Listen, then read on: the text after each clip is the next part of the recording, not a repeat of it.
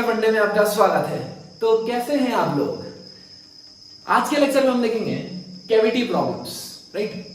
ये काफी नई तरह की प्रॉब्लम है बहुत लोगों के लिए और इसको समझना काफी इजी है और एप्लीकेशन में तो ये और ज्यादा इजी है। बस एक बार आप ध्यान से सुन लीजिए।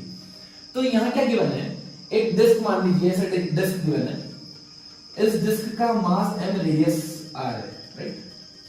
ये कंप्लीट डिस्क है, राइट, जिसका इनिशियल मास कितना है m। अब मैंने क्या किया, इसमें से एक सेक्शन को कार्व आउट कर लिया, मतलब मैंने एक कैविटी क्रिएट कर दिया, ठीक है। मैंने जैसे इस मास को निकाल के फेंक दिया। अब वो पूछ रहे हैं कि find the final position of the centre of मास, ठीक है। चलिए कैसे निकालेंगे? हमें पता है कि जब ये एंटायर डिस्क थी तो इसका सेंटर ऑफ मास इसके सेंटर पे ही था, लेकिन क्योंकि मैंने राइट साइड से मास निकाल लिया है तो बच्चों बताओ मुझे, ये जो सेंटर ऑफ मास है वो लेफ्ट में शिफ्ट हो गया या राइट में? आपका कॉमन सेंस बोलेगा कि जिधर हैवियर मास होगा उधर शिफ्ट होना ही है, इसका मतलब centre of mass towards left shift हो जाएगा, राइट। चलिए मुझे यही निकालना है कि what is the final position of the centre of मास, ठीक। इसको करते हैं कैसे? यहां पे हम एक नेगेटिव मास का कॉन्सेप्ट भी इंट्रोड्यूस कर देते हैं।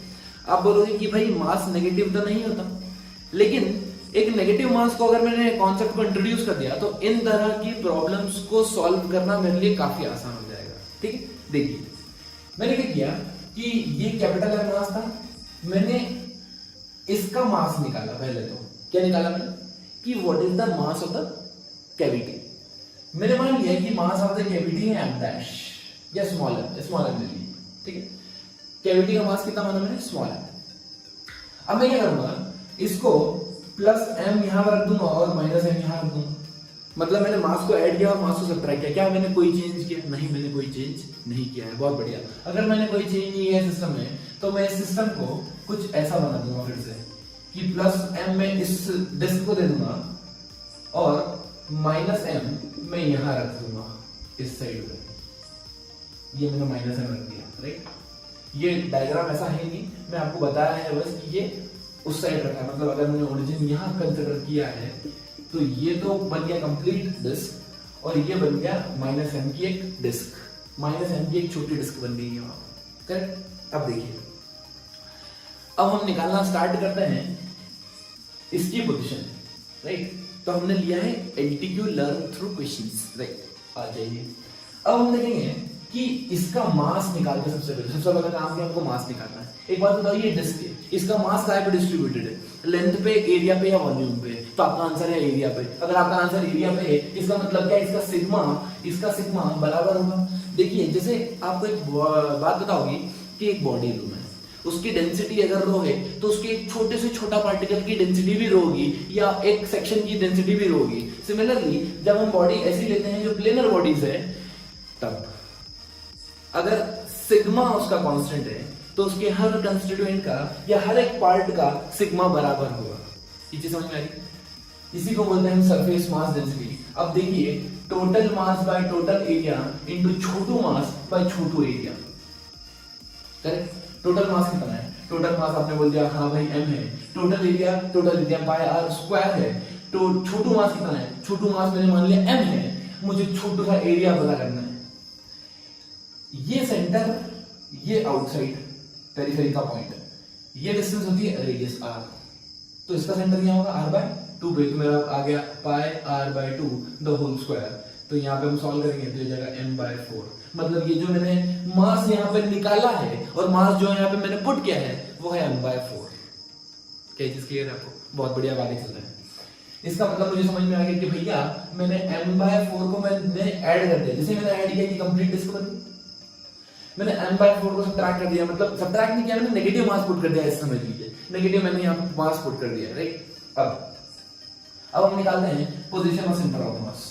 अगर मुझे पोजीशन ऑफ सेंटर ऑफ मास निकालना है तो दिस बॉडी m1, अब ध्यान से कि ये ओरिजिन है, इसका सेंटर ऑफ मास तो यही है और ये ओरिजिन है, इसका सेंटर ऑफ मास क्या यहाँ है? r by 2, 0। ये जो नेगेटिव मास की बॉडी है, ठीक है, उसका सेंटर ऑफ मास कहाँ है? माइनस r बाय 2 पे। बहुत बढ़िया। तो यहाँ पे आ जाएगा m1 into r1 that is m into 0 plus m2 into r2 that is minus M into R by two divided by m1 plus m2, m plus minus m। अब मैं m की वैल्यू पुट करता हूँ, m की value put करेंगे तो बड़ा मजा आएगा। क्या आएगा? m/4 into R by two divided by m minus m/4। मुझे पता है ये m/4 into R by two divided by m minus m/4 क्या होता है? 3m/4। m/4 ने m/4 को मार दिया, मेरा आंसर आ गया। माइनस का साइन कहाँ चला गया? ये रहा, ये हो गया माइनस r/6। माइनस r/6 का मतलब समझे? ओरिजिन से लेफ्ट साइड में r/6 डिस्टेंस पे, ओरिजिन से लेफ्ट साइड में r/6 डिस्टेंस पे मेरा सेंटर ऑफ मास आ गया इस कर्व सेक्शन का या कैविटी प्रॉब्लम का। क्या ये कॉन्सेप्ट आपको क्लियर है? मैं आपके ऊपर इसके ऊपर दो बढ़िया एग्जांपल और दूंगा, आपको और कंसेप्चुअल क्लैरिटी आ जाएगी। आप बोलेंगे कि हाँ अब मुझे कैविटी प्रॉब्लम से डर नहीं लगता, नेगेटिव मास से डर नहीं लगता, मैं इसको काफी अच्छे से अप्लाई करके आंसर निकाल सकता हूं। तो आइए दोस्तों, अब हम देखते हैं दूसरा प्रॉब्लम, LTQ। अब ये डायग्राम देख के आप सोच रहे होंगे कि अभी अपन ने इस टाइप का प्रॉब्लम देखा था। बिल्कुल देखा था, वो था डिस्क। ये है यहाँ पर सॉलिड स्फीयर, यहाँ पर क्या रखा आपने? सॉलिड स्फीयर रखा है।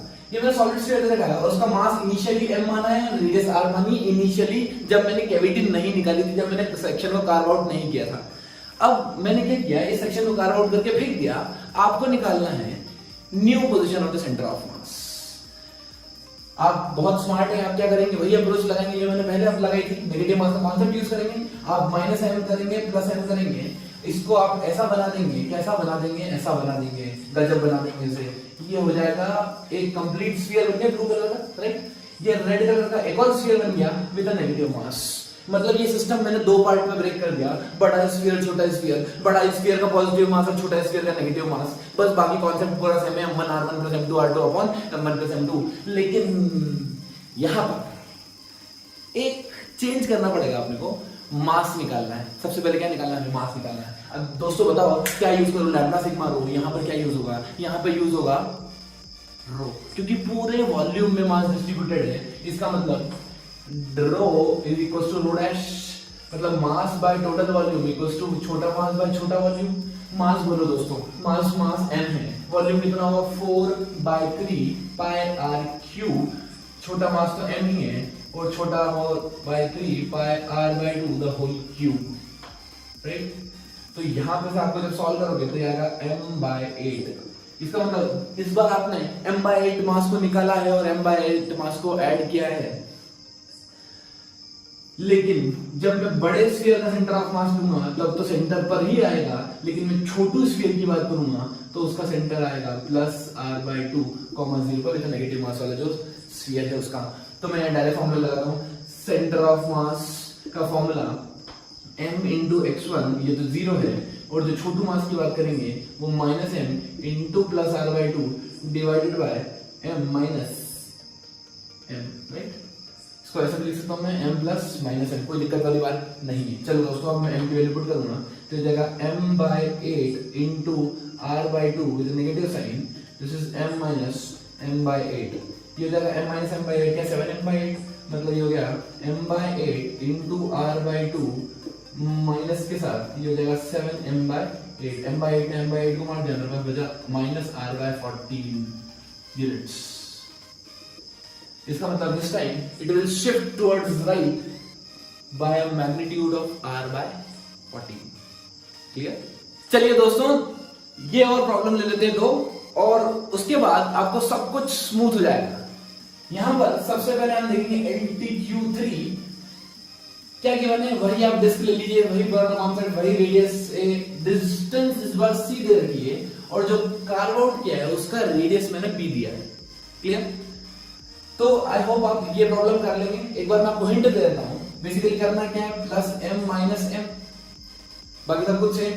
आपको सिग्मा सेम लगाना होगा, mass by 4 mass by pi a square equals to small mass by pi b square, right? यहां से आप स्मॉल मास कैलकुलेट कर लेंगे, ठीक है?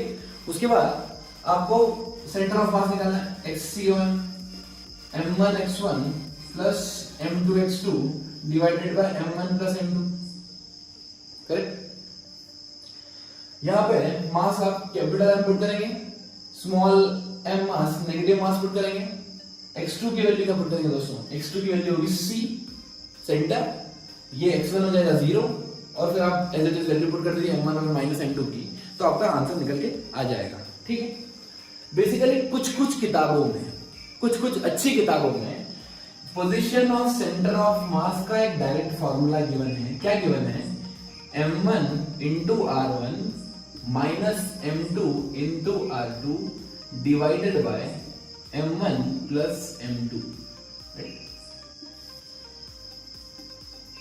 और वो बोलते हैं कि ये जो m1 है, ये जो m1 है, ये मास है before cutting, before carving out the section, right. और ये मास है the mass removed, mass removed, जितना मास हमने रिमूव किया है, राइट। R1 क्या है, R1 ओरिजिन से मानी हुई डिस्टेंस, कहां की, M1 मास के सेंटर की, और R2 क्या है, ओरिजिन से मानी हुई डिस्टेंस कहां की, M2 के सेंटर ऑफ मास की। ठीक है, तो आप एज अ फॉर्मूला भी रख सकते हैं इसको चाहें तो, और ना चाहें तो जैसे मैंने कॉन्सेप्ट आपको सिखाया है वो भी यूज कर सकते हैं। ठीक है, चलिए अब हम एक प्रॉब्लम देखते हैं। इस प्रॉब्लम में क्या गिवन है, एक रॉड है जिसका लेंथ 100 सेंटीमीटर है, करेक्ट। रॉड का लेंथ कितना गिवन है, 100 सेंटीमीटर गिवन है। Now what they are telling कि एक पार्ट को, राइट, 1/10 लेंथ को मान लीजिए यहां से उठा के मैंने यहां रख दिया, ये 10 सेंटीमीटर मान लीजिए, 10 सेंटीमीटर को यहां से उठा के मैंने इधर रख दिया एक्सट्रीम में, यहां से मैंने हटा के वहां रख दिया। ठीक, अब वो पूछ रहे हैं find the shift in the centre of mass, find the shift in the centre of मास। चलिए अब देखिए हम क्या करते हैं, हमने यहां से हटा दिया, राइट, हमने यहां से हटा दिया इसको, तो यहां पे ये डायग्राम कुछ ऐसा बन जाएगा, ये हटा दिया ना मैंने, और यहां पे मैंने डबल मास पुट कर दिया, करेक्ट, यूनिफॉर्म रॉड मान के चला। ठीक है, हम एक काम ये भी कर सकते थे, क्या कर सकते थे, हम रॉड बनाते पूरी, राइट, यहां पे मास ऐड करते और यहां पे मास सब्ट्रैक्ट करते थे, माइनस m। जो मैंने ऐड किया है मास वो मैंने रॉड को दे दिया, तो रॉड कंप्लीट हो गई। ठीक है, और यहां पे मैंने एक्स्ट्रा मास पुट कर दिया है, वो है मेरा प्लस m। क्लियर, देखो सिमेट्री से आप निकाल सकते हैं कि अगर ये 100 सेंटीमीटर की रॉड है तो 10 सेंटीमीटर में मास m/10 होगा, मतलब यहाँ पे मेरे पास m/10 मास पड़ा है, यहाँ पे मेरे पास प्लस m/10 मास पड़ा है, और इसके सेंटर पे m ऑलरेडी है। ठीक है, तो इस सिस्टम को मैंने 3 सिस्टम में ब्रेक कर लिया, 1, 2 और 3। क्लियर, चलिए मैं इसको ओरिजिन माना था, पहले जब ये मास रिमूव नहीं किया था तो इसका सेंटर ऑफ मास कहाँ था, सेंटर पे। जैसे मैंने मास रिमूव कर दिया तो बताओ बच्चों इसका सेंटर ऑफ मास क्या ओरिजिन पे होगा या लेफ्ट राइट चला जाएगा, ये जाएगा towards right, the centre of mass always move towards the heavier mass. चलिए दोस्तों आ जाइए, तो हम निकालेंगे इसमें position of centre of mass equals to m1x1 plus m2x2 plus m3x3। 203 क्यों ले रहा हूं, यहाँ पे 3 सिस्टम बना दिए, ये और वो, याद है, हाँ बहुत बढ़िया। तो ये जाएगा m1 plus m2 plus m3। अब यहां अगर मैंने ओरिजिन कंसीडर करा है, यहां मैंने ओरिजिन कंसीडर करा है, तो दोस्तों मुझे ध्यान से सोच के बताओ, इस रॉड का, बड़ी वाली रॉड को मैं m1 बोल रहा हूं, इन दोनों को मैं छोटे छोटे m बोल रहा हूं। ठीक है, बड़ी वाली रॉड का क्या कोई मास चेंज हुआ है, नहीं दोस्तों कोई चेंज नहीं हुआ। इसका मतलब क्या उसके सेंटर ऑफ मास की पोजीशन चेंज होगी, वो भी चेंज नहीं होगी, तो ये तो हो गया मेरा 0। Correct, okay. अब मैं इस छोटे मास की बात करूं, ये वाले मास की, m/10 की, इसका सेंटर ऑफ मास कहां है, इसका सेंटर ऑफ मास क्या इसके सेंटर पे, ये चीज यहां पर, करेक्ट। इसका मतलब अगर यहां से यहां तक लेंथ 50 है तो ये 10 है, तो ये होगी 5, मतलब यहां से 45 लेंथ होगी।